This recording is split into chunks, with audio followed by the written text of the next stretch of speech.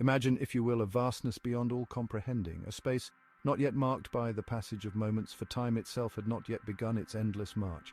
There was no up, no down, no here, no there in this boundless expanse, only an infinite stillness, a profound quiet that held everything and nothing all at once. It was a canvas of pure potential, dark and deep, waiting patiently for the first stroke of creation, for the first whisper of existence. Think of it as the ultimate emptiness, a silent, formless void where the very idea of a star or a planet or even a single speck of dust was yet to be conceived, yet to take shape in the grand theatre of the cosmos. This was the universe before the first dawn, an epoch of absolute silence. No cosmic winds whispered through the void, no stars ignited in fiery brilliance, no galaxies swirled in their majestic dance. The laws that would later govern motion, gravity, and light were still dormant, unwritten. It was an era of pure, unadulterated potential, a state of being that our minds can scarcely grasp. So accustomed are we to a universe teeming with energy, with light, and with sound. This primal state was the ultimate blank slate, holding within its depths the promise of all that was to come. A quiet so profound it was the very essence of nothingness, pregnant with the possibility of everything. In this unimaginable stillness, there was no echo, for there was no sound to make one. There was no shadow, for there was no light to cast it. The universe was a thought, perhaps, suspended in an eternity of quiet contemplation. It was a cosmic breath held in anticipation before the great exhale that would set everything into motion. This was the true beginning, or rather the state, before beginnings themselves had a name. It was the ultimate mystery. A serene and silent ocean of unformed possibility, stretching into an infinity that was both terrifying and beautiful in its sheer, unblemished simplicity, awaiting the first stirrings of a divine plan. The very fabric of reality, as we understand it, was absent. No atoms, no particles, just an unbroken continuity of, well, nothing discernible.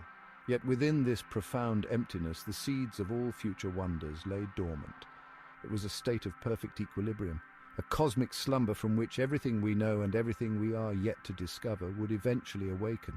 This was the ultimate peace, the primordial calm before the magnificent, explosive and beautiful storm of creation was unleashed, forever changing the nature of existence and setting the stage for the intricate story of life itself to unfold across the vastness of space and time.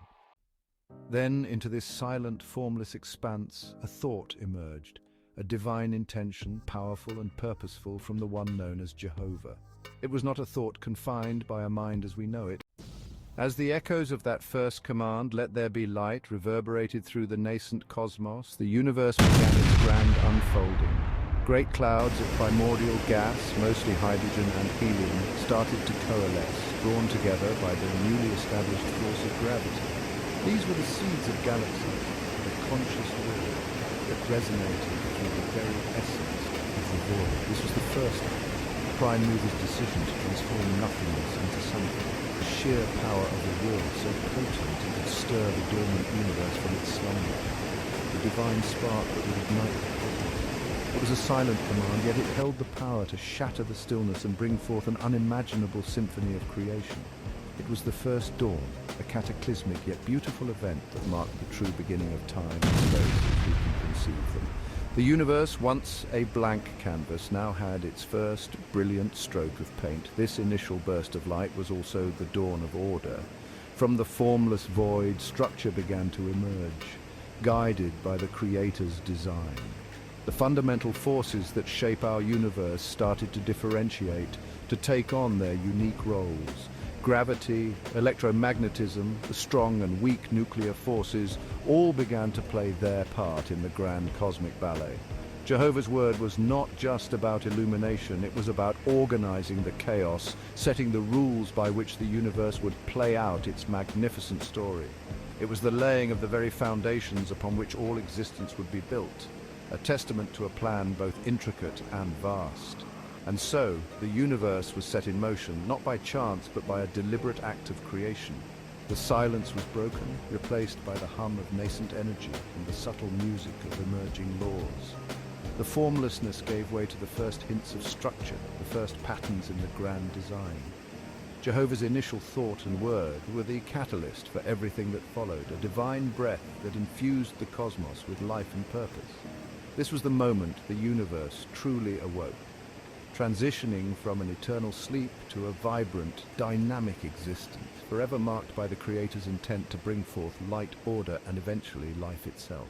In these colossal structures slowly taking shape, pinwheeling into existence over eons, each one a testament to the organizing power set in motion by Jehovah. Billions upon billions of stars would eventually ignite within these swirling arms, each a distant sun in the cosmic night. Within one such emerging galaxy, our very own Milky Way, a particular cloud of dust and gas began its own journey of condensation. This was the solar nebula, the birthplace of our sun and its planetary family.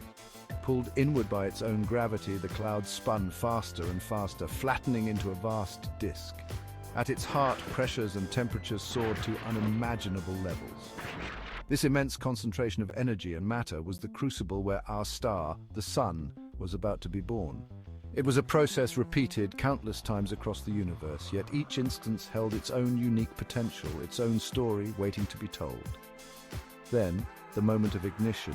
Deep within the core of that spinning disk, nuclear fusion began. The sun burst into life, a radiant beacon shining out into the surrounding darkness, pushing away much of the lighter gas and dust.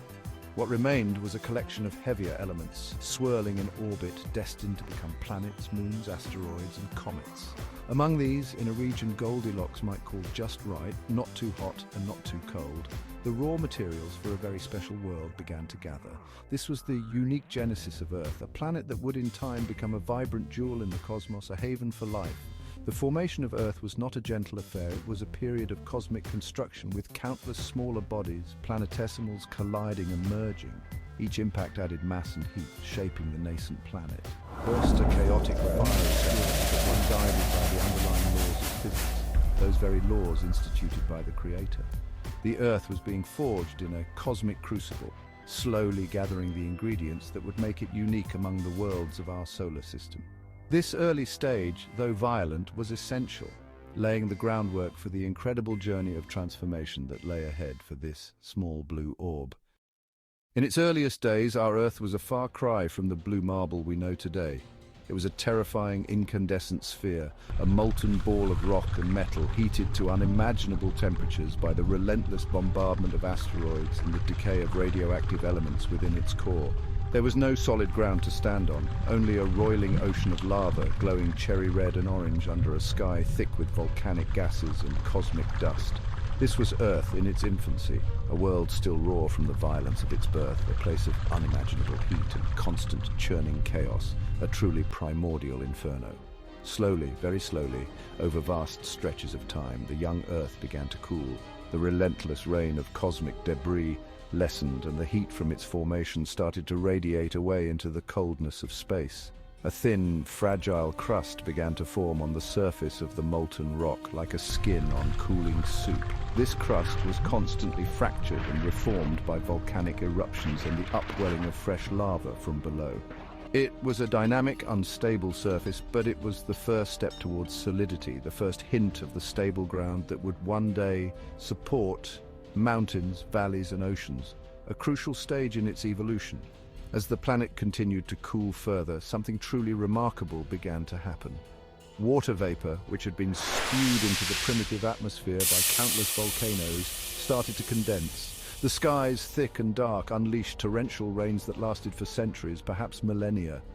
This was no gentle shower, it was a deluge of cosmic proportions, water cascading down onto the hot, barren rock. This water began to pool in the low-lying areas of the newly formed crust, creating the first shallow seas, the precursors to Earth's mighty oceans, transforming the fiery world into a water world. These early oceans were not the calm, blue expanses we see today. They were hot, acidic, and rich in dissolved minerals leached from the volcanic rocks.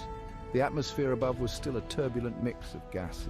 Very different from the air we breathe, storms of incredible intensity would have raged across the planet, lightning constantly splitting the dark skies. Yet within this chaotic, stormy and watery environment, the stage was being set. The Earth was transforming, cooling and stabilizing, slowly becoming a cradle, a place where the first tentative sparks of life might one day flicker into existence, a testament to resilience and change. Fast forward through eons of geological time, past the Earth's fiery birth and the formation of its oceans, the continents, once scattered, drifted together, coalescing into a single, immense supercontinent. We call this ancient landmass Pangaea, meaning all Earth. Imagine for a moment a world where all the lands we know today, Africa, the Americas, Europe, Asia, Australia, and Antarctica, were locked together in one vast expanse. Great mountain ranges, formed by the collision of tectonic plates, would have towered over this singular continent, and mighty rivers, far grander than any we see today, carved their paths across its surface, flowing towards a single, massive ocean called Panthalassa. Upon this supercontinent, life, which had begun its humble journey in the ancient seas, began to truly flourish on land.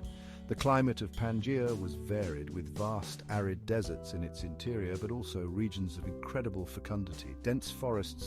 These were not the forests we know. They were dominated by giant ferns, towering club mosses, and early seed-bearing plants like conifers. These primeval jungles were, silent in a way, lacking the songs of birds or the buzz of many modern insects. Yet they were teeming with a different kind of vitality, a raw, ancient greenness. The animal life of Pangaea was equally alien and fascinating. This was an age before the dinosaurs truly dominated, though their early ancestors were beginning to appear. Giant insects thrived in the oxygen-rich atmosphere, dragonflies with wingspans like eagles and millipedes several feet long. Amphibians, still tied to the water for reproduction, grew to impressive sizes, and new kinds of creatures, the early reptiles, were making their mark.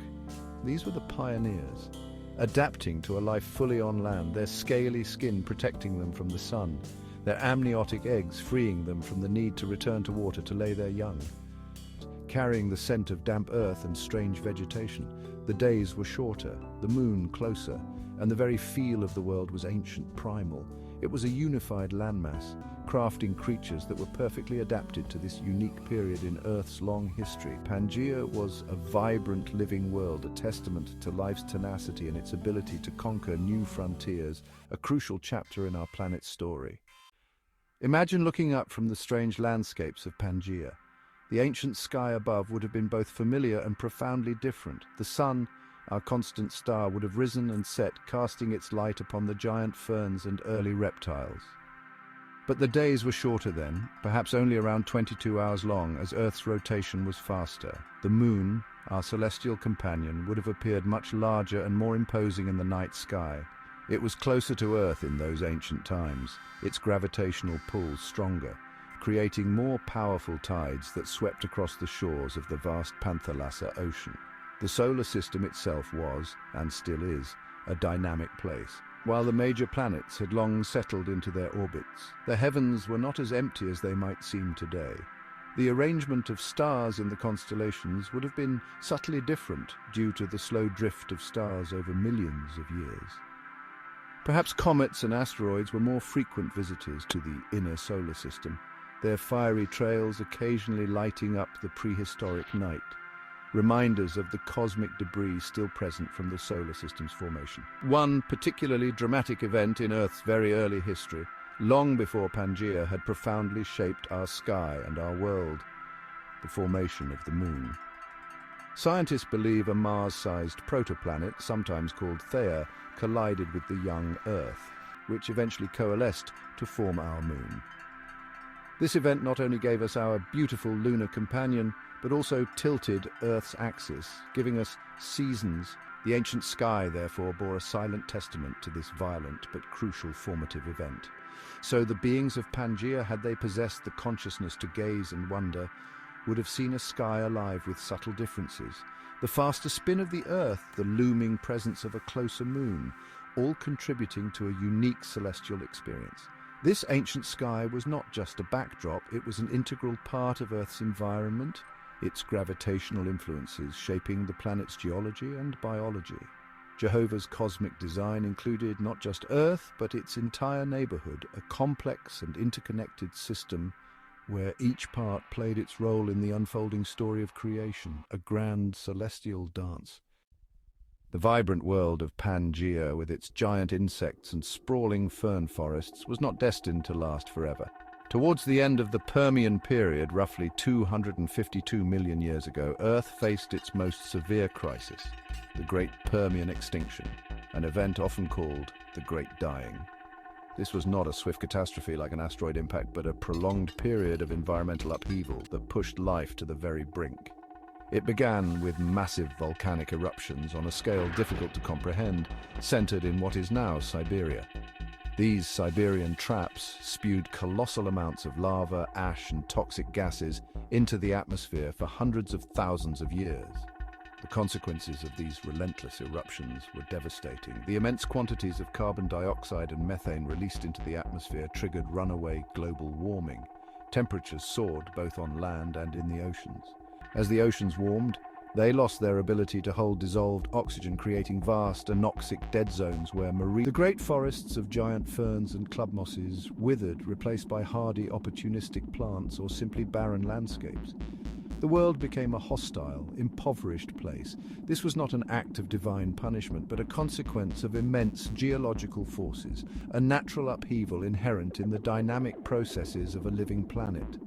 Earth, in its long history, has experienced many such trials. The Great Dying was a stark reminder that creation is not a static state, but a continuous process of change, sometimes gentle, sometimes incredibly violent. The very foundations of life were shaken. It was coming to a desolate end, a world choking on its own breath. Though the Great Permian Extinction brought unimaginable devastation, instead think of it as a profound reset, a canvas wiped almost clean, preparing the way for something new. In the aftermath of such widespread loss, the few surviving species found themselves in a radically altered world, a vast opportunity for life to diversify and evolve in new directions, to explore forms and functions previously unimagined. The Creator's work, it seems, involves not just beginnings, but also transformative clearings. The recovery from the Great Dying was slow, taking millions of years.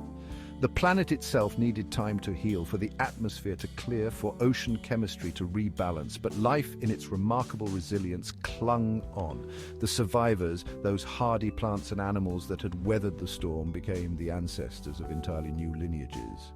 That the next great era of life would emerge. The catastrophe, as terrible as it was, acted as a powerful evolutionary filter, favoring adaptability and resilience, and setting the stage for the rise of creatures that would dominate the Mesozoic era, the age of reptiles, including the dinosaurs. This concept of destruction leading to renewal is a powerful theme in the story of creation. Just as a forest fire can clear out old undergrowth, allowing new seeds to sprout and reach for the sun, so too did this mass extinction pave the way for a different kind of flourishing. It demonstrates that Jehovah's creative process is dynamic, often working through cycles of upheaval and regeneration. The end of one chapter, however bleak, the earth was not abandoned, it was being reshaped, prepared for new tenants and new wonders. So, the Great Permian Extinction, while a time of immense suffering for the life forms of that era, can be seen as a crucial turning point, but one that ultimately allowed for a more complex. And this profound crisis underscored the incredible tenacity of life and the planet's capacity for recovery, hinting at a creative force that continually works to bring forth novelty and complexity from even the deepest desolation, guiding the Earth towards its next great epoch. As we delve deeper into the scientific understanding of our universe, from the grand scale of cosmic expansion to the intricate dance of molecules that form life, we find not a contradiction of faith, but a revelation of profound artistry. The laws of physics, the precise constants that govern the cosmos, all can be seen as the fingerprints of Jehovah, the divine artisan. Science in this light becomes a tool for appreciating the sheer ingenuity and meticulous detail woven into the fabric of creation. It allows us to glimpse the how behind the who and the why, that allowed stars to form, to shine for billions of years, and to create the heavier elements necessary for planets and for life itself. Think of the unique properties of water, so essential for life as we know it, or the intricate genetic code that carries the blueprint for every living thing. These are not mere accidents, but rather indications of a universe fine-tuned for complexity and existence. The more we learn through scientific inquiry, the more we can marvel at the underlying order and elegance of the cosmos, a testament to a mind of unimaginable intelligence and foresight. The story of Earth's creation, from its fiery birth to the emergence of Pangaea and the subsequent upheavals, reveals a creator who works through natural processes, through time and through change. The Permian extinction, though devastating, was part of this ongoing creation, a reshaping that allowed for new forms of life, including, eventually, humankind. But not as a distant, disconnected entity, his wisdom embedded in its very structure and its capacity for transformation and renewal. Therefore, faith and science need not be adversaries. They can be partners in our quest for understanding. Science unveils the mechanisms for meaning, purpose, and awe. The ongoing discoveries about our planet and the cosmos only deepen the wonder, revealing a creation far more intricate, dynamic, and magnificent than we could have ever imagined. The Earth, in its beauty and resilience, stands as a profound testament to Jehovah's ongoing work, a masterpiece still in progress, inviting us to explore, to learn, and to marvel at its unfolding glory. The story of Earth is far from over. The creation we've explored, from the first spark of light to the ancient world of Pangaea and its dramatic transformations, Jehovah's creative work is not a relic of the distant past. It is an ongoing process, unfolding around us and within us every single moment. The planet continues to change, continents drift, mountains rise and fall, and life continues to evolve, adapting to new challenges and opportunities. We are living within this grand, dynamic tapestry, participants in its continuing creation. What wonders await in Earth's next chapter? Science offers us glimpses, theories about future continental configurations, climate shifts, and the further evolution of life. But the full story remains unwritten, held within the divine plan. Will new forms of life emerge as wondrous and strange as those of Pangaea? How will humanity, now a significant force shaping the planet, interact with these ongoing creative processes? These are questions that invite not fear but a profound sense of curiosity and responsibility, a call to be thoughtful stewards of this precious world. The universe and our small corner of it remains full of mystery and awe. Every sunrise, every newly discovered species, every glimpse into the vastness of space is an invitation to wonder. The fingerprints of the Creator are not just in the ancient past, but in the present moment, in the intricate beauty of a flower, the vastness of the ocean, the unwavering laws that govern all things. This ongoing creation speaks of a God who is not static, but ever active, ever revealing new facets of his magnificent design, encouraging us to keep exploring and learning. So let us look upon our world with eyes open to its enduring marvels and its continuous transformation. Let us embrace the spirit of inquiry, seeking to understand the intricate workings of this planet and the cosmos. The story of creation is a source of endless inspiration, and as we stand on the cusp of tomorrow, we can be certain that the Earth's journey will continue to be one of wonder, challenge, and breathtaking beauty, beckoning us to anticipate the unfolding of its next great era with hope and eager curiosity.